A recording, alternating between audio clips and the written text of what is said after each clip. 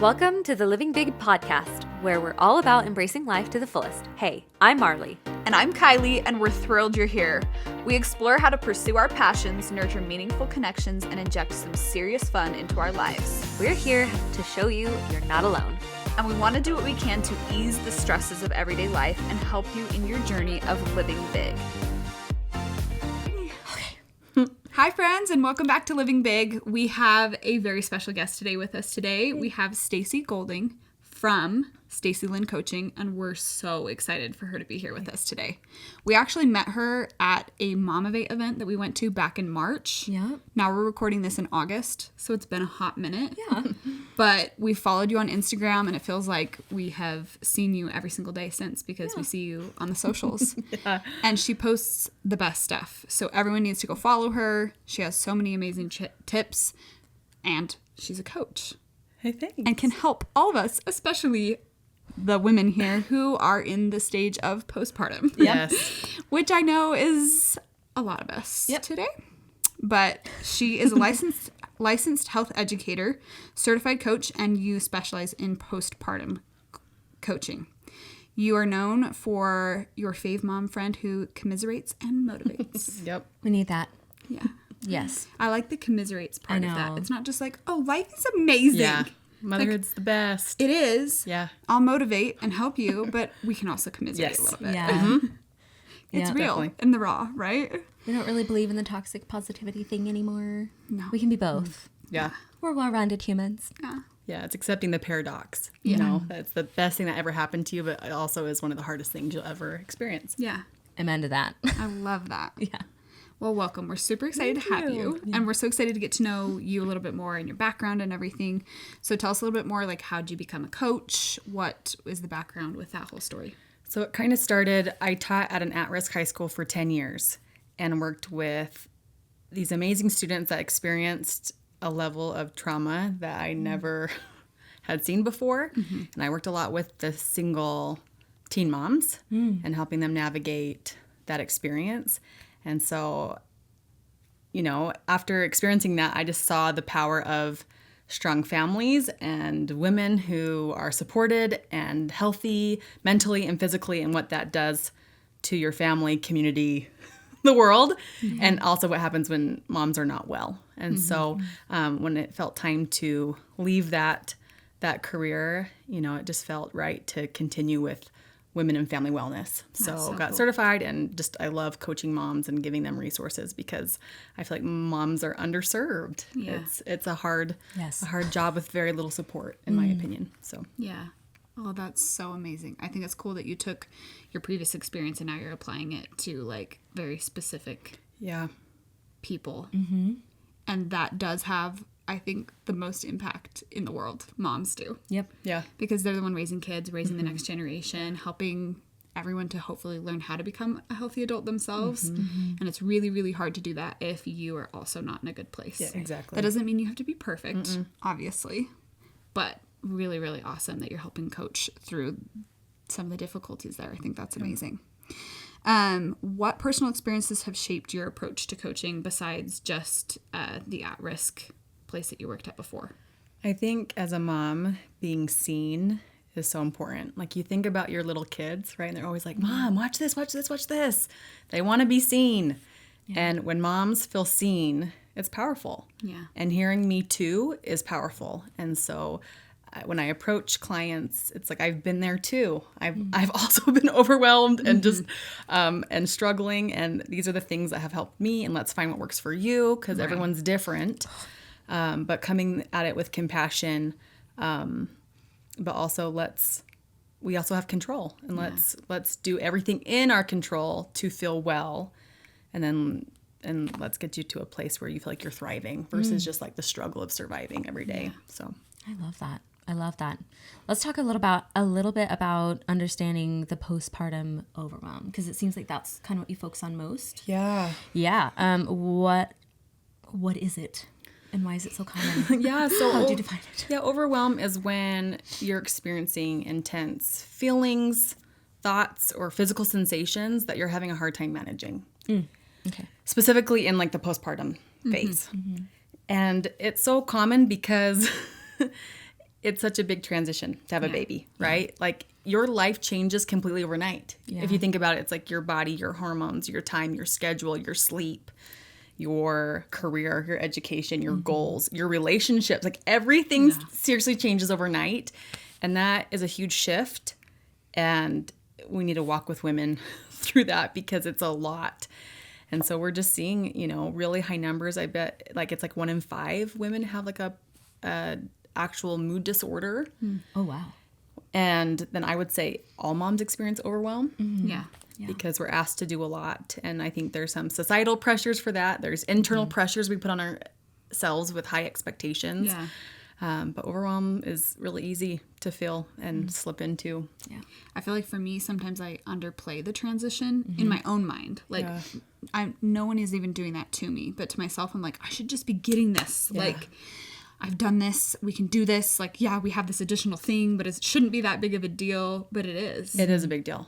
Like you were saying, every single thing about your life has shifted, and it's okay to like recognize that. Well, and sometimes we downplay. I know for me specifically, I remember having such a hard time transitioning from 1 to 2 kids. And I looked around me, and so many of my friends and family had 4 to 6 kids. Yeah. Right. And so I kept downplaying my experience because it's not as much as what they're she doing. has 6. I can't believe she has 6. But it's like, no, I have nothing to complain about. Yes, but I'm like, I don't feel well. Yeah. Like I'm crying every day. I can't breathe when my kid's crying, you know? Right. It's like, I'm not okay. And so, Right. downplaying it. Yeah. Like, I'm good. I'm fine. Or I should be. I should be. But there's no shoulds. Like you're experiencing what you're experiencing. And that doesn't mean you failed in any way. It just means you deserve more support. Yeah. You know, as women, it's so fascinating how we turn on ourselves.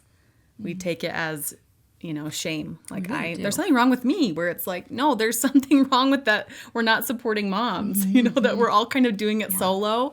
And there's a lot of factors in place that make it really difficult. And there's nothing wrong with us. Yeah. Yeah. Oh, I was just thinking about even Kylie, your kind of postpartum experience both times. Yeah. You were kind of starting a business, building a business, and a lot was expected of you as soon as you had that baby. Oh my goodness. And it was very like, okay, we're just going to take this in stride. And it's just so hard. Like, it is hard.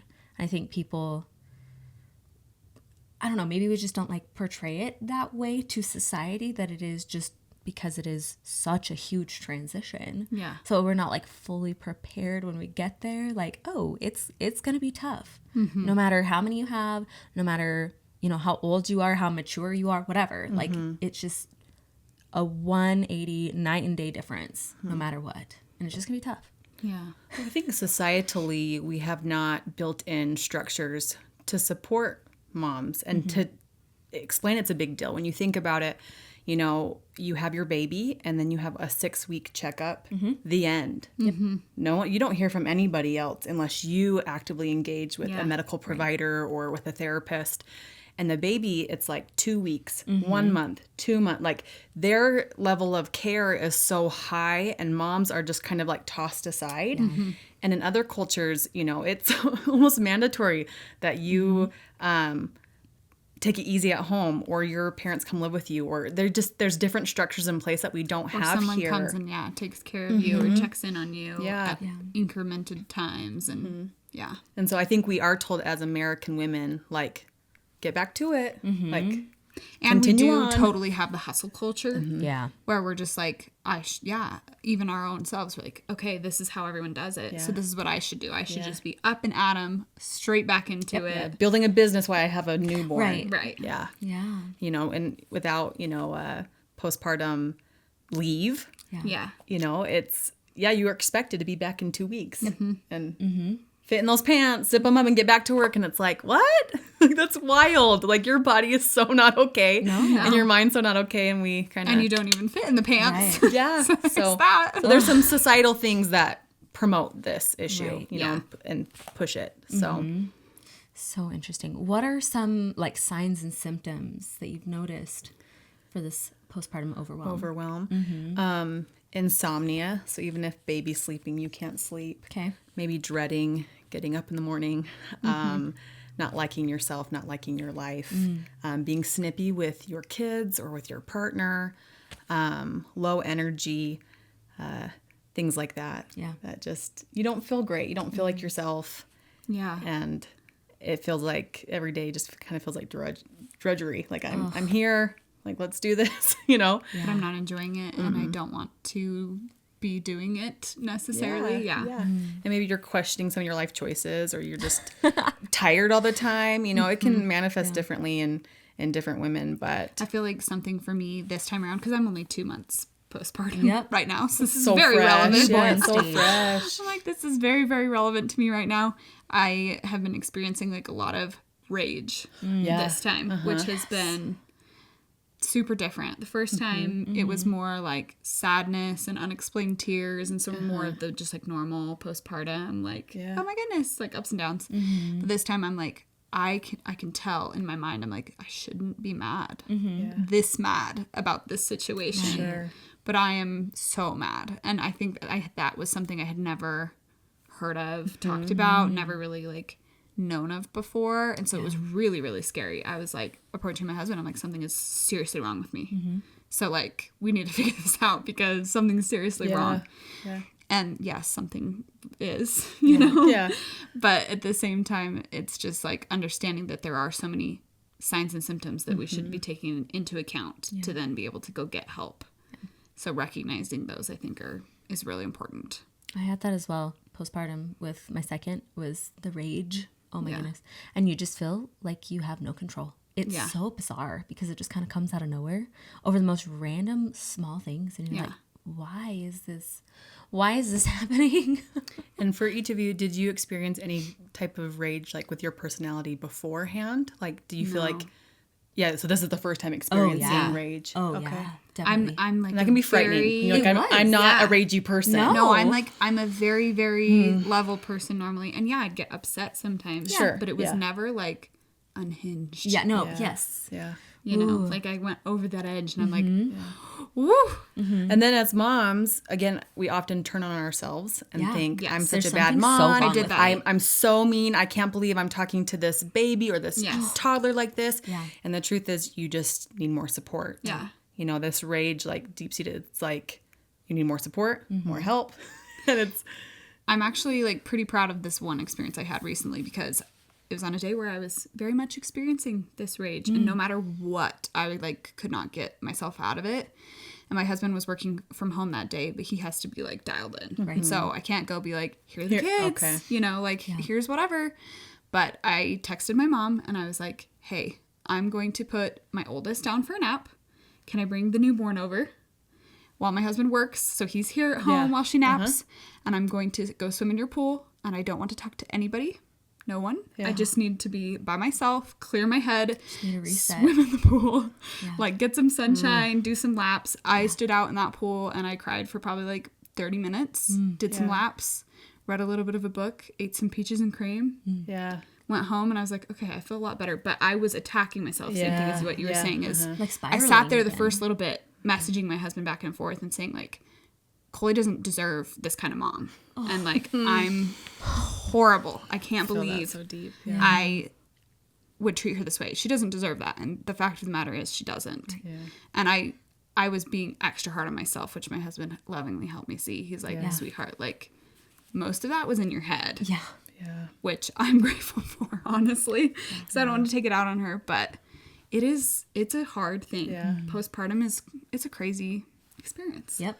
Well, and to add to that, I think another symptom is those intrusive thoughts. Yep. Yes. Whether they're about our kids or about ourselves. Ugh. And I know for me, like they didn't manifest till my third baby, and I was like, oh wow, I thought I'd like have done a lot of work, mentally and emotionally. Guys should be ready, prepared. And like, or I've coached women through this, and then it's like, oh, now I'm experiencing some of these things for the first time. So it's interesting. Yeah. What did you do for those intrusive thoughts? Like, how did you help yourself when you recognized that was going on? You know, a lot of like mental thought work of like, that's not true. Like, let's find evidence that proves the opposite. Yeah. You know, but also like, I also like going to coaches and therapists because I think everyone, regardless of if you're a therapist or a coach, should be going to somebody because it's really nice to process some of those things out loud and with a neutral third party, you know, that's not involved and invested that way. And so that has helped me. I just have to question it. Yeah. And I think we all have really bad days where it's worse than others. Yeah. But I think when it comes to postpartum, we want to look for patterns, right? Because if you're having a bad day here and there, if you're crying here and there, like that's really normal. But once you feel like this is becoming a pattern, that for me is like a signal of like, okay, I need more support, more help, whatever that might look like. That reminds me of on my mission, we were going through this mental health program and they would do things in colors. It'd be like, okay, are you in the green? Oh, yeah. Are you in the yellow, orange, and red? And it was like, usually we're in the yellow greens. Yeah. And then sometimes we dip down into orange. Occasionally we'll dip down into red. But the thing that it always reminded us was if you're in the red for more than 3 days straight, that's when like you need to go get help. Like that is not normal. So I think with that, like looking for those patterns and how long have I been down here? Sure. Yeah. Am I waking up tomorrow and is it the exact same? Or am I like, okay, I can handle this a little better. Well, and having that meter with your spouse or with your girlfriends or your mom or whoever your people are, of like whether it's a green, red system or it's I'm at 20%, I'm at this percent, and like being able to say where you're at. Or have them say, I'm observing you and it seems like you're here. Yeah. You know, and having that verbiage and that conversation to talk about mental health. I think that's really cool to use a gauge of this is where I'm at. I've had multiple days of this, not doing good. Because we all dysregulate. Yeah. But once we get further, that's when we see major depressive episodes or major anxiety attacks. And so if we can see it as we're starting to dysregulate, because a lot of this is neurological, you know, it's not bad behavior, right? Like, oh, you're raging. What a bad mom. You're out of control. It's like, no, look, neurologically, you are dysregulated. Like you are not well. Like we need to regulate, you know? Yeah. So. That's such a good reminder. I know. Too. Because it means that there's actually things you can do to get out of it. Like you reset. You got into a different place. Yes. You got some sun. Yeah. You did things that fill your cup and make you feel good about yourself. Yeah. Yes. Oh my goodness. I love that. That's great. What I would do whenever I'd have those kind of bouts of rage is I would just have to say it out loud. And then it kind of like helped dissipate some of the power behind it that I was just like spiraling into my head, you know? I would just tell my husband and just be like, I'm really upset about this thing. It's like set me off and I don't know what to do with it. But there it is. And that was it. And I would just like put it out there. Not that anything had to be done about it because either one, there was nothing to be done. Like you couldn't really do much, you know? My kid was just like, you know, extra triggering to me that day for some whatever reason, you know? Just things like that or whatever. But just getting it out, kind of taking away the power that I kept giving it in my mind, you know? And same with those even like intrusive thoughts. I a lot of times have to say them out loud in order to just like, it's gone now. Yeah. I said it, it's gone, it's over. That's cool that you can say it and feel like it dissipates. Because for some, it's like they say it and it like ruminates and like builds and grows. And that's why I think it's so, that's why I love individual coaching. Because it's like you dial in on each person's thing. Right. Right? Because the more I say mine out loud, it like festers and grows. Interesting. Versus like, goodbye, you know? Yeah. And so. So there's not a one size fits all yeah, kind of thing. Yeah. So if anyone's trying to sell you that, they don't know what they're talking about. That's why I don't love like programs all the time. I think it's nice to have someone that's like, no, what works for you, what doesn't work for you. Yeah, tailored. Yeah. Yeah, I think that's important. I love that. Someone who actually listens to you. Everyone's lifestyle is different. You know, motherhood is so unique. I mean, I think we all feel very similar things, but how everyone does it and relationships and work, everything plays in to create your unique experience. Yeah. And so it can't be a one size fits all. Yeah. But there are lots of things that we can do that are universal, which is kind of cool. Yeah. Too. I love that. That's amazing. Jinx. We say that a lot. I know. We need to work on it a little bit. You start counting. Jinx, 1, 2, 3, 4. Yeah. Have something on the line, like a drink or something. Right. Shots. Water shots. I was like, are you Diet Coke girls? Are you Dr. Pepper? Not a caffeine type of person. I'm not a soda girl either. I like sparkling water though. Me too. I love it. My husband makes fun of me. I like go to Swig and get my sparkling water, refreshers. and they don't hurt your tummy. They're so good. They're the best. Yeah, they put mint leaves in them. They're genuinely refreshing. Or the Unbreakable has like a whole on grapefruit in it. Like they just leave the fruit in there. Yeah, and then I just eat it with the ice. Yeah. Yeah. So good. Highly recommend. Kindred Spirits. 1, 2, 3. You owe me a swig. Yeah. Deal. Swig wants to sponsor us, please. Please. If you're listening. Right. What are some ways or effective strategies to manage and reduce that overwhelm?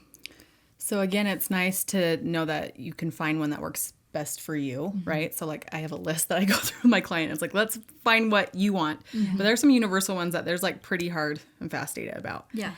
Being outside, you know, like as simple as it sounds. For me, that is huge. Yes. So don't have a baby in December is what I'm hearing. Yeah, or you wrap go them up outside. and you go. Yeah. You know, like Just make it I have happen. 3 little boys, and it's like if we do not leave the house multiple times a Yes. day, like someone will die. I'm sure of it. No, really. And so getting outside, whether that's like, oh, you're alone outside or you're taking your kids outside, and you can model that. Like I tell my kids, like, Mom's feeling overwhelmed or my brain feels really busy. Let's all go outside, you know? Outside, moving your body. So again, it doesn't have to be like a gym rat situation. Just a walk. But it can be a walk. It can just do something to move. Like that's one of the best ways to process your emotions. So cool. I love like nighttime yoga or something. Oh, it's yeah, just at like the end of the day. let everything go, stretching my body, feels so good. A morning walk. That's been my thing right now in the Yeah. summer. It's like less gym stuff. It's like, oh, let's just go for a morning walk where it's breezy and the sun's out and it's so nice. It's not too hot just yet. Moving 'cause your body. It's 100 degrees during the day. Yeah. Changing your environment. So if you are feeling like the walls are closing in your house, changing the room, changing like now let's go to the car or we're going to go visit grandma or we're going to go to the drive-through or to Target or whatever it is, can be huge. My kid likes a car wash. Oh, that's We do that sometimes. It's like, I okay, like that. that's all we need. Let's go get a car wash. Yeah. My problem with the car wash is we go through once and it's too short. So then my little 2-year-old's like, excuse Again? me. I the allow car him wash to again? go again. Go. Yeah. They're Let's go. usually like, hey, if you want to go again, I won't charge you. Yeah. Like, sweet. We've got the all My you kid can loves eat. it. Now that I know that, Yeah. I'm like, again? Yeah. Thanks. We have the all you can eat at Quick Quack, so we can go as many times. I Yeah. love that. Which is great. Yeah. That's perfect. I think anything that has to do with your senses. Because again, your brain is dysregulated Right. in this moment. And so changing what you're tasting. So like there's some research about like sour candy, like something sour in your mouth. Maybe that's why I love sour candy. I think that's good for Yeah. anxiety in general. But hadn't thought to apply that to postpartum. Yeah. But Temperature, right? So like that's why a lot of people like warm baths or a hot shower or opposite cold, like putting your feet in something cold, putting your hands in a cold sink, right? When you're feeling Like a cold compress on your forehead. like you know what you're tasting, what you're feeling, changing your clothes, taking a quick shower, what you're hearing. You know, sometimes I have to turn stuff off in the house, turn off all the Mickey Mouse noise. Clubhouse. Yeah, gosh, turn yeah. off your phone. Turn off your phone. Yeah. Walk away from your phone because you're having so much stimuli coming at you, and then it's overwhelming. yep. Yeah. Or So we turning are on just some music. actually overwhelmed, like by what's bombarding us. It's like I look at my kid all the time and I'm like, oh, she's overstimulated. Yeah. So then we need to change those things. Yes. Right. But for some reason in my adult brain, I don't do the same thing Yeah. for myself when I'm overstimulated. Yeah. Well, think of like the parenting tips. Like when your kid has a freak out, they often go through the basics. Is your child hungry, tired, Yeah. overstimulated, blah, blah, blah, blah, blah. And it's like, we're the exact same. Yeah. You know? So when you're not feeling well, go through like, have you eaten? Have you showered? Have, you know, all the things. Breathing. I know we keep hearing it, but it's because we stink at it. You know, the deep breaths. And again, from the research I read, it's like anywhere from 3 to 6 deep breaths That's it. will start to change. So simple. So simple. Just 3 to 6. My Yes. dad didn't believe in breathing, which is so dumb. Even breathing. He's not about it. No, I'm serious. This is a dumb I'm strategy. serious. Oh my gosh. One time he was having a very, very stressful experience, very stressful day. I went over and I was with him and he's having a hard time. And I was like, Dad, Yeah. let's do some breathing exercises that I do that really help me. He's like, that is the dumbest thing I've ever heard. I will not be participating. Flash forward, he goes to this retreat in Kauai and they had a breathing class and he was forced to participate. Yes. And he came home and he was like, Kylie, It's real. I participated in the most life-changing thing I've ever I was like, I don't even want to hear it. Yes. You are so dumb. right. Dad, you are so dumb. I love you so much. But breathing. Yeah. It's real. I used to take my like students through different, breathing strategies. And I would say, do you guys feel the feeling in the room? Yeah. Like, do you feel how we're all calmer? And so just breathing or grounding, taking your shoes off and putting your feet in the grass and noticing all your sensations. You don't have to do it in like an order. Some people call it like a 5, 4, 3, 2, 1. You don't have to do it in an order, but just like, what do I hear? What do I taste? What do I see? What do I feel? And you go, like, you ground yourself, because when you're spiraling, your brain is everywhere, right? You could be thinking about 2 weeks ahead. You're thinking of, you're all over the place. Yes. But then you're like, I'm here. I'm sitting in this couch in American Fork, Utah with this is what I'm wearing. And I'm right here. Like centers you in the moment. Yes. Yep. I love that. I think having a go-to mantra is really huge, because our brains are powerful and they can change everything. So one that's big for me is, this is just a moment. So when my kid is crying and freaking out, your brain wants to say like, my life is over. This is my new life. This is whatever, because this baby won't stop screaming. What I've done to deserve this. Yes. Yeah. Or like, how did we get here? Or whatever I'm we're never thinking. Getting out of it. Or I'm a bad mom or whatever. It's like, this is just a moment. Yeah. This is just like, we're crying or we're doing teething right now or whatever it is we're doing right now that we hate. It's like, we're doing this right now, and it's just right now. Yep. And that's the actual fact, but it's interesting that our brain wants to convince us of the opposite. Yeah. Right. But it's trying to protect us, I feel like, a lot of times. To get out of it. And you're like, well, I can't get out of it. This is my kid. And I've signed up for this for the foreseeable future, at least the next 18 years. My thought that I have always is like, I don't know if I can do this. And so telling myself, I am doing it. Oh, right now. Yeah. Like, Yeah. it's actually happening. It's happening and I'm doing it and I'm on the roller coaster. Already There's been no way to doing get it, off. and I'm still doing it. Yeah. Yeah. And I am surviving. I have survived. I've gone through similar things already. Like yesterday was really tough and I woke up this morning and I'm okay. Yeah. That for me is really helpful too. I like that. Sleeping is also helpful. Yep. Do you have a mantra that is helpful? Honestly, no. And I think I need one, because I haven't like thought to myself like, oh, this is just a moment, or oh, I am doing the thing. I think you have a mantra. You just tell everyone else, I can do hard things. Oh yeah. She's really good at telling me that. Well, one that I use a lot with clients is like, that's a really normal response for what I'm experiencing right now. Like that, that's really normal. Or interesting, my brain would do that, right? Because a lot of times, again, we turn on ourselves. It's like, oh, it's interesting. Like my brain would go ragey right now. Or it's really interesting that I feel this, like, yeah, that's really normal for postpartum. Like I'm 2 months postpartum. It's normal that I'm feeling this right now. I think I like it's really interesting. Being more curious. Yeah, more curious instead of like, I can't believe I would do or think that or feel that way. Yeah. Yeah. And like, what does that mean about who I am? Right. Yeah. More just like, oh, you're there? Interesting. Yeah. What does that look like? Why? Yeah. Oh, so interesting. When I was 4 months postpartum, I was telling a friend this story because she's same boat that I was in. And I know personally I'm ADHD. I've been diagnosed. I know that about myself. But for some reason at the 4 month mark, I thought I was losing my mind.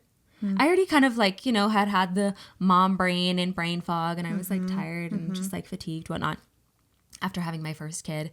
And then there was just something about that 4 month time. And you were talking about how like we have the 6 month appointment, one and done, and that's it. Yeah. Yeah. And I'm like, there's definitely times when kind of you go through these graduation or milestones, even as like that postpartum mom, and you're having these moments where you're like, I feel like either I'm losing my mind or maybe I'm not able to control my rage or things like that.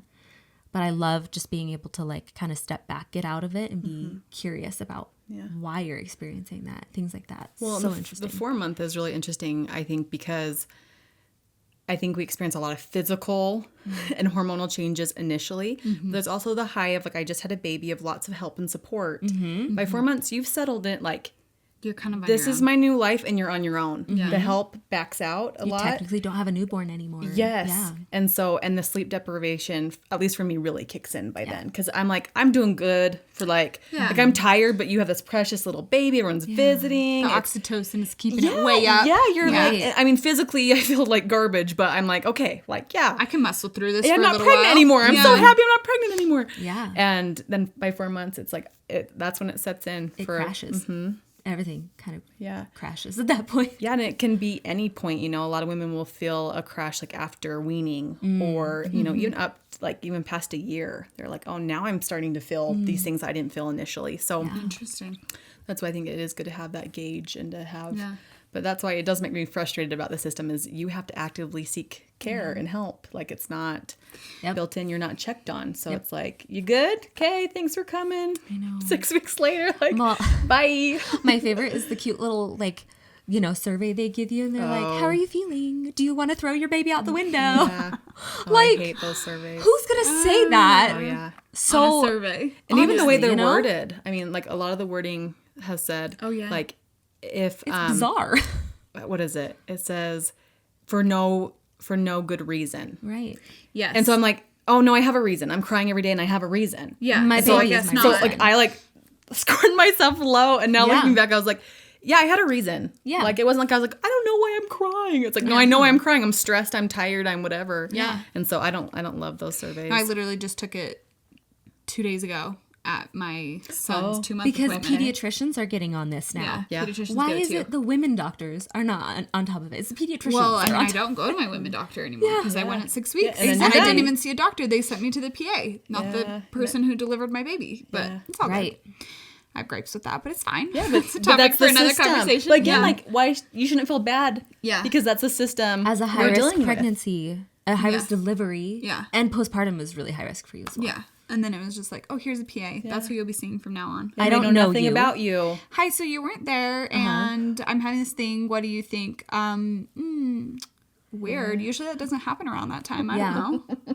Also, Nothing let me just else. check you down there. I don't know you. Do you want a sheet of maybe you could contact someone else? Yeah. Maybe here's a sheet. Yeah. I'm like, no, I don't want a sheet. Yeah. I need help. Yeah. Yeah. So sad. I'm so glad there That's are why people like you helping out because women really need it.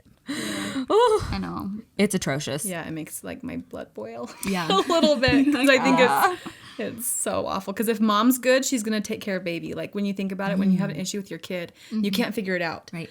As I start to spiral, I don't have the mental capacity to problem solve what's happening. Yeah. Right. And then once I sleep or it's the new day or whatever, then it's like, oh, let's try this. Let's try it. But when you're not well, you're not in a place to even provide amazing care, Yeah. And so if we just took care of moms, what if mom had a 4-week checkup, 8-week checkup? What would that be like? What would society be like if we took care of mom if just as much, if not more, than we did babies? I think we would solve so many things. World hunger right there.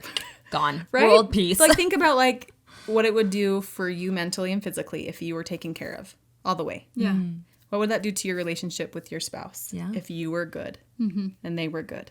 And what would that do for your kids? Yes. And solidifying those bonds with your baby, with your other children, with other people involved in that process. Yeah. So we just got to keep pushing for change then. Yeah. Because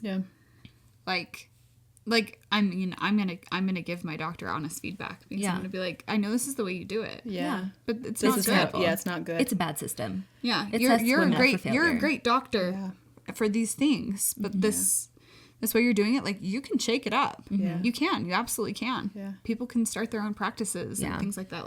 There can be pushes for change, and I really do appreciate people like you who also want to get out and meet with as many moms as you possibly can to help them through this since they're not getting that other places where you think you would. Yeah. Yeah, and I feel like there's a lot of barriers to therapy. I mean, my husband's a therapist, so I say this so you know this because I think therapy's great. But there's lots of barriers. It's expensive. You're going through insurance. There's huge wait lists. It's really difficult, and so that's why I think coaching can provide another emotional support system of let's dive through your thinking patterns. Let's look at your diet, your exercise, or whatever you want to work on. Yeah. Let's get you there, and from someone that's also done it and knows how hard it is, and it's nice, talking to another mom. Someone to be accountable to, but also to relate with. Yes. That's way cool. Yeah. Oh, I love it so much. Me too. The other thing you focus a lot on that I've really liked from your Instagram and things is the aspects of community and support from community specifically. Yeah. So you're always hosting mom meetups. Tell me a little bit more. What do you believe the value of building that supportive community is for moms and why you've done that? Well, I think kind of we touched on it a little bit earlier, but the American mom experience is very different now than it was 20 years ago. Mm-hmm. And I verify this with moms from that generation. Yeah. Oh, yeah. Where, you had this small inner circle of women in your neighborhood and your families, and moms took care of each other and they helped raise their kids together, and it was close-knit, and you just had this small world where you just knew of these women and you helped each other. And now it's like we all parent independently, alone. We all have our own houses with our own fences, and we keep people out, and we work, and we're busy, and we all do it separately, and it's tragic. But then we're online, so we actually have access to moms all over the world, which can be amazing, but in a lot of ways it's not, because it's too much. It's too much. Yeah. And so we're just isolated, right? So it's this paradox again of, as a mom, I'm never alone because I'm with my kiddos, but you're lonely and you need a community. You need moms that are further along to give that wisdom and support. And then you need moms in the same phase to help commiserate and talk to. And we need to nurture each other, because I'm noticing that we're paying professionals to do things that used to be done through the family structure. Right. Like when you think of lactation specialists and doulas and all these things, I mean, I love all of them.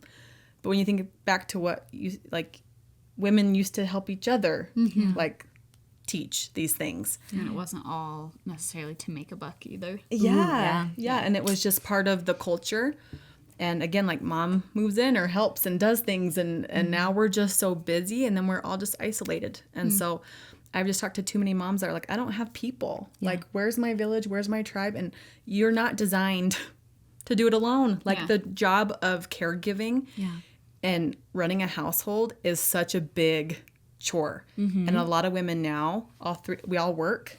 So we're doing it in addition to bringing in an income. And so you have to have support. It's not designed to be alone. You're not designed to be alone, So I feel so strongly about it. So I try to host things where it's bring your kids to the park, or let's do this mom's night out, or let's do this, because not everyone finds that community in their neighborhood or in their family structure even at this point. Yeah, I feel in our modern day, you have to seek it out a little bit more. Where what you were saying is it just naturally happened. It was just this is the common area of our neighborhood. Yes. And this is where we all gather and where we all conversate, and we're doing all the activities and stuff. But now you really do have to seek it out yourself. So if you're not a super extroverted person, that's really hard. Yeah. And if you don't know anyone in your situation immediately, or maybe you do, but like you said, maybe your sister-in-law lives halfway across the world in another state. Totally. So then you're I think it's so important to find I would also people. I kind of wonder. I just remember when I can't remember if it was my first baby or second baby. Anywho, and my husband had 6 weeks off. JK, he had 2 weeks off. He had 2 weeks off, paid paternity leave, paid parental leave, right? And my dad was like, wow, that's amazing. I got no parental leave. I'm like, how? Because my mom's births for all three of us kids was extremely traumatic, and she almost didn't make it for all three.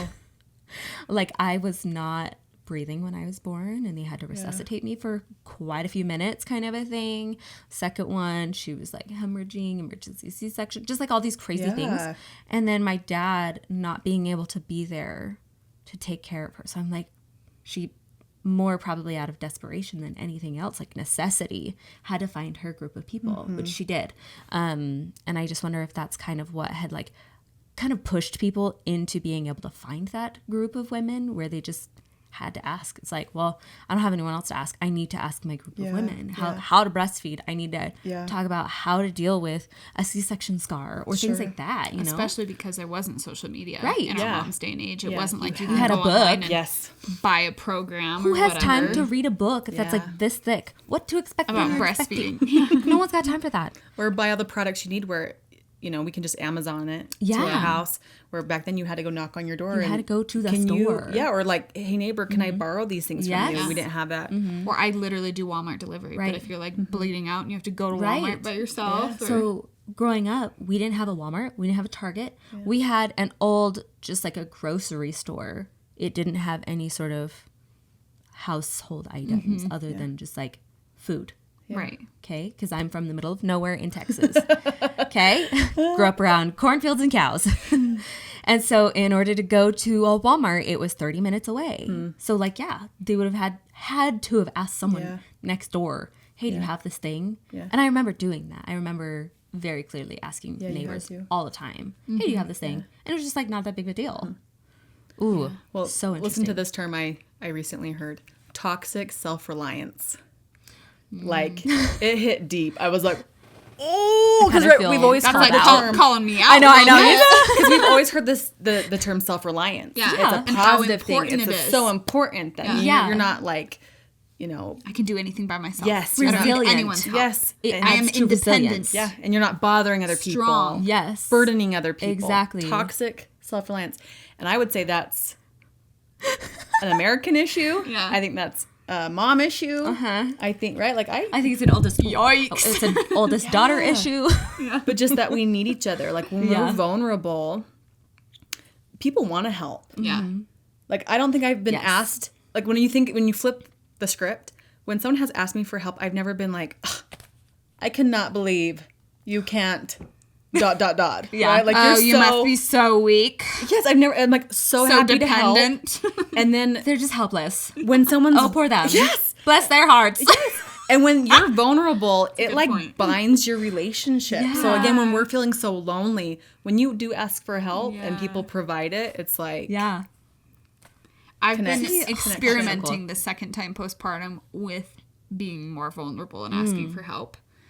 Night and day difference. My husband, he was like, we have way more support this time. I'm like, no, I don't think we have way more support this time. I think we're just actually reaching out. We're actively this time trying to reach out. What changed? Realizing I can't do it by myself. Like, last time that didn't work out so well. Yeah, like last time I thought I could do it all by myself. I had some crazy physical things happen in my postpartum and I could have died. And I wanted so badly to be like this strong version of myself and like just muscle through it. Bounce back. Yeah. And it did not happen that way. I'm pretty sure you like thought your way into surviving that one. Yeah, I did. I have an iron will. That is for sure. Yeah. Like, but I finally reached out to people and was like, I'm not okay. And I don't know what to do. And I let people like come in and help me, and it was life-changing the first time. But it was kind of like pretty late. Not too late, but pretty late. And so this time I was like, I couldn't do that. No, like starting from the very beginning, like, hey mom, hey sister-in-law, can you guys come over and help me clean my house? Yeah.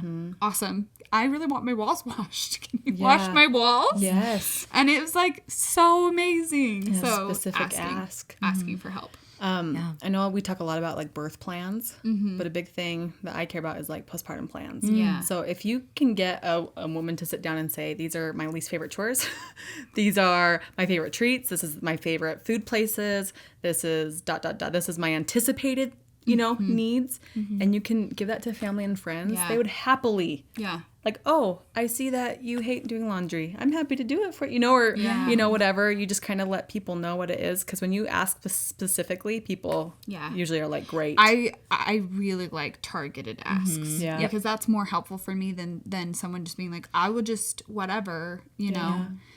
I mean, if they're offering whatever, that's awesome. Yeah. But I don't always know what to do with that. And so now I really do like look into, I'm like, what do I need today? Yeah.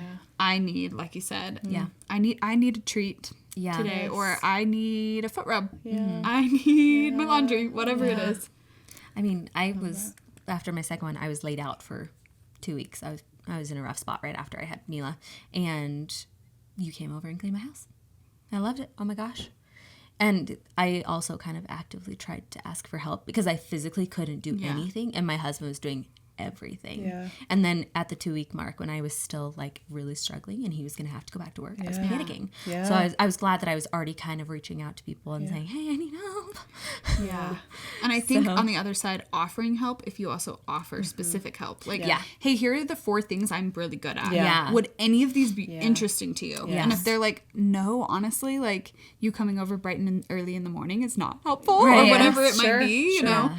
or we have plenty of food, so this one, but telling people, hey, these are the things I would love to do for you. These are the times I have available. It's also super helpful. Yeah. I think even an easy one could be like, I'm at the store right now. Yes. What food items do you need, or what treat?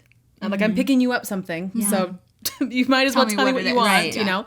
Or I'm available for 2 hours on this day. Yeah. I'm happy to clean this, or watch your other kid, or hold the baby, or whatever you want. And then, I would love to get to a point where we don't have to ask. I mean, I think asking is a good skill that we all need to learn, but it'd be good to get to a point where we're checking in enough with moms that they don't have to feel like they have to. Scared to ask. Yeah.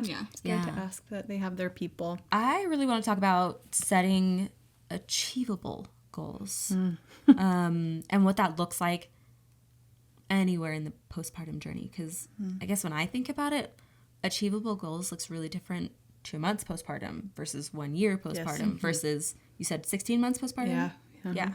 So we're all postpartum. Yeah. Different stages, but we're still postpartum.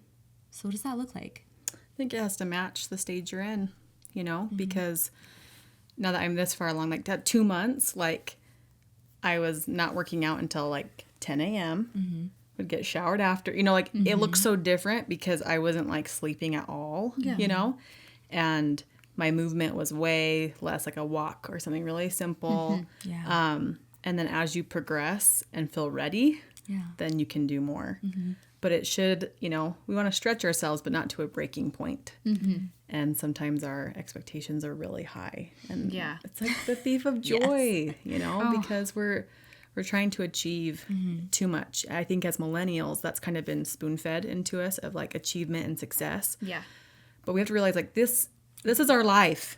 Like, do we enjoy what we're doing? Like, do we want this life? Because it doesn't matter if you achieve all these things if like you didn't enjoy like doing it. Yeah. That doesn't mean everything is going to be, peaches and rainbows, but like raising children is amazing, but not every day is like, this is the best, But I think our goals should bring us joy and contentment, not just more stress. I think that's like mind-blowing for me right now, because such a shift. I haven't been thinking about it in like stages either. I think that's also really probably super beneficial, because instead of just being like, oh, I had the baby, so now I should be good. Yeah, let's run. Let's go. Let's run, which I have issues with because I'm like a FOMO girly. Yeah. And summer is my time, and I had a baby in the summer, and so I'm like, let's do all the you don't want to waste the summer. I don't want Chloe to not have the best summer of her life, and she's only had 2 of them. How much to compare it to? She doesn't even remember last summer. Right. And I'm like, oh, we gotta do all these things. My husband, literally days after giving birth, I'm like, we have to get outside every single day. It has to be a big activity. Yes. We have to like go into the canyon. We have to go for a walk. We have to go for a drive. We have to go watch a movie in the canyon or whatever. And all these, let's go do a fire. Let's go do all these. He's like, we don't need something every day.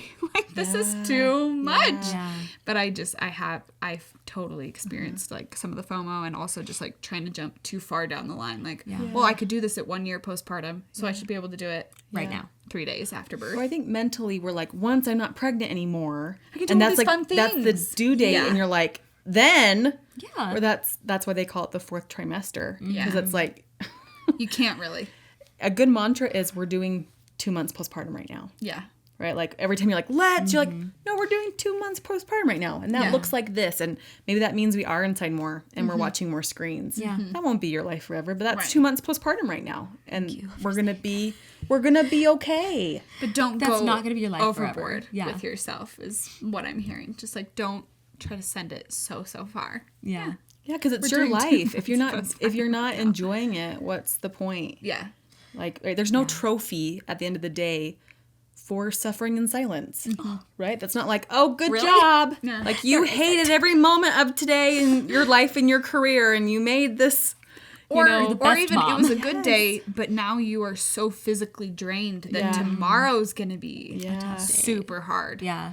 That's, for me, what it was. It was like carrying that kayak. But we did the gold star activities, so I do like gold star on my forehead. Yeah. Then the next day it's like, oh, I suffered. That was not appropriate for that part of postpartum. Shouldn't have done it. Because you did it thinking, now that means I'm a good mom. Yeah. And it doesn't mean that. It has nothing to do with that. No. It's like your relationship with your fun kid. person. Yeah, I'm a fun mom. It's like, no, you're a great mom, and you're 2 months regardless, and you're 2 months postpartum. Yeah, slow down. I guess I'm just sitting here thinking that like something that helps me a lot looking at my toddler when he's like having tantrums or whatever is just being like, this is developmentally appropriate for him. Yeah. And kind of doing the same thing. We're doing toddlers right now. We're doing toddler tantrum right now. For myself, even. And just be like, I can't do that much, because I'm only this far postpartum. This is postpartum appropriate right now. Appropriate for my postpartum journey where I'm at, know? Which everyone is going to look different. Some people maybe do have more stamina and energy right after they have a baby. Yeah. Some don't. Some are able to bounce back into, things that they did before, maybe a little sooner than others. But wherever you're at, I think that's kind of what I'm thinking. Yeah. That's kind of what I'm learning right now is it's developmentally appropriate for right there. I feel like everyone who's watching this, you're getting like the real and the raw from Marley and I. I know. This is like basically a postpartum coaching session. Oh, perfect. Live. Welcome. Yes, a group session.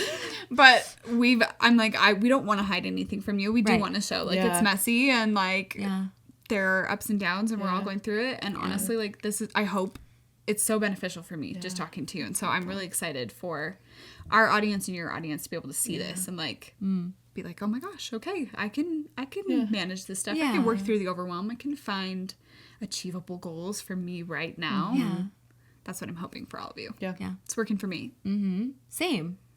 I think it's definitely working for me as well. And I have learned a lot. I'm just kind of formulating my own kind of thoughts here and how this might apply to me.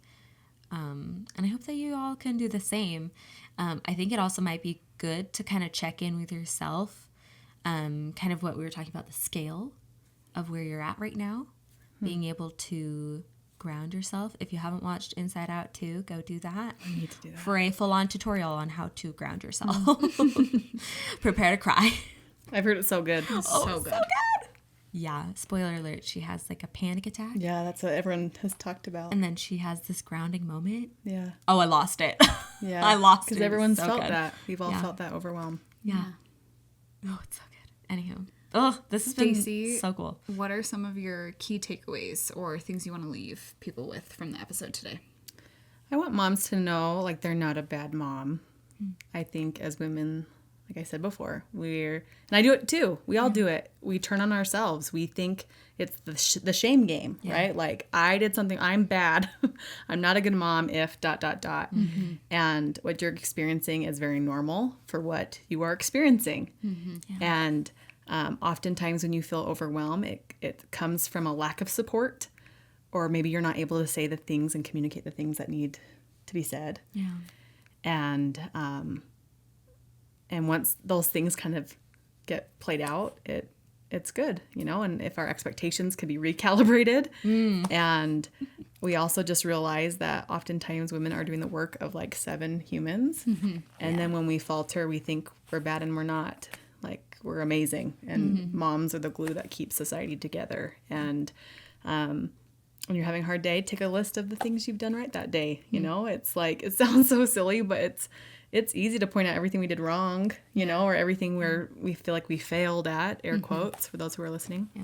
But when you think back to everything you did, you're like, wow, like, I have fed and cared for children and gone to work and did all these things and did so successfully. Like you said, like, I'm doing it. Yeah. I am doing it. And just don't be scared to reach out. Like, asking for help doesn't mean you're weak. It means you're resourceful. Yeah. That you're, I like that. You're using what's out there, right? Yeah. Why would you see all these tools out there and not actually use it? Yeah. Like, find a therapist or a coach, or reach out to family and friends, or find babysitters, or whatever it is because every situation's different, right? Some women need different things, but find what you are in need of and seek for it, because you matter. And by you taking care of yourself, you are teaching your family and yourself that you matter, and you're part of your family. Like, I tell people, like, you are a member of your family. And as a mom, it's my job to care for my family, right? Care for all the needs, emotionally, physically, financially. And I'm a member of the family. That includes you. Yes. Yeah. And so it's okay to take that time, family resources, to feel good and get yourself to a good place. Just like you would for any other member of your family. Exactly. I love that. Yes. I think that's really interesting because I do, for some reason, think that moms feel like outside of it all. Yeah. And I think it is because we have a really big role to play in our families, right? Like you said, we're doing the job for a lot of people. But remembering that you're part of your family. And honestly, like everything you've said today, just reframing some of the thoughts that we've had. Like taking the thoughts that are just popping into our brain and asking ourselves, why is this here? Why is this happening? Can I shift this? Should I just change this from everything I did today was horrible to no, let's actually look at everything I did today that was amazing. Like I love that, reframing these negative and harmful things to be more beneficial and helpful for us. Oh, I love that. So good. For those who are interested in following you, learning more, things like that, where can they find you? My website is Stacy Lynn Coaching, and on Instagram and Facebook and TikTok, it's all Stacy Lynn Coaching. Yeah. We'll link it all in the show notes, and then we'll be doing some collaborative content and things so you can see her on our socials. But we just thank you so much for coming today. Thank you for being vulnerable. We love your expertise. Like, it's seriously so incredibly helpful. I'm going to send this to every postpartum mom. I know. Which it's all my friends. Right. Yes. Yes. We're all in it. But Stacy's amazing. So thank you so much. Thank you. Yeah. Hey. Thanks for joining us this week on the Living Big podcast. You can find us wherever you listen to podcasts. Join us on Instagram and TikTok for all the things, from relatable mom memes to fun girls' night ideas with your besties. See you next week.